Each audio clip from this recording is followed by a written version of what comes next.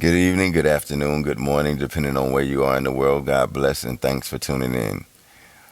What do you do when you have a warring mind, where your mind is at war?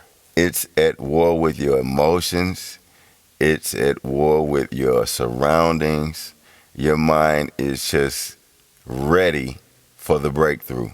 This happens when you see things in your reality that do not add up to what you know God has said to you or placed in your heart. This is when to expect a miracle. This is when to expect something you never could imagine that seems to be a multiplication of what you prayed for in the greatest measure. But before that clarity, it seems like absolute chaos. It's just not adding up. But remember, Moses didn't know that he would divide the sea. He didn't learn that until the very last minute when it was time. He could see the dust from Pharaoh's chariots. The enemy was closing in and they saw no way out of that situation. When you feel like this is a moment where God works with pinpoint precision. Now, think about it like this. Moses went through the ocean with no information on how or when it would be done.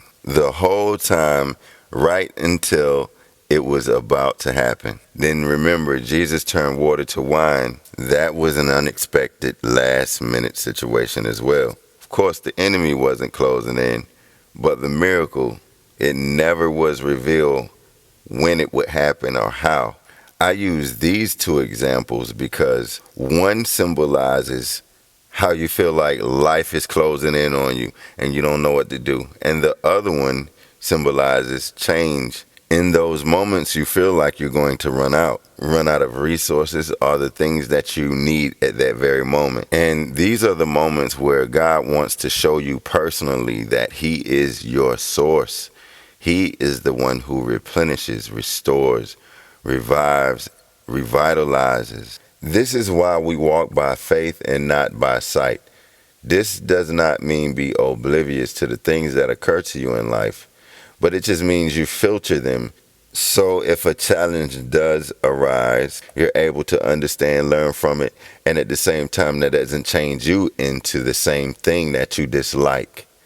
You can filter it out and still be a righteous person from that experience. So I want to close by saying, when your mind feels like what you're seeing is bothering you and it's not adding up to what you know God has placed inside of you, understand that things are working out behind the scenes that you can't see, and they're always working. We have to live through it to experience the things that He has prepared for us.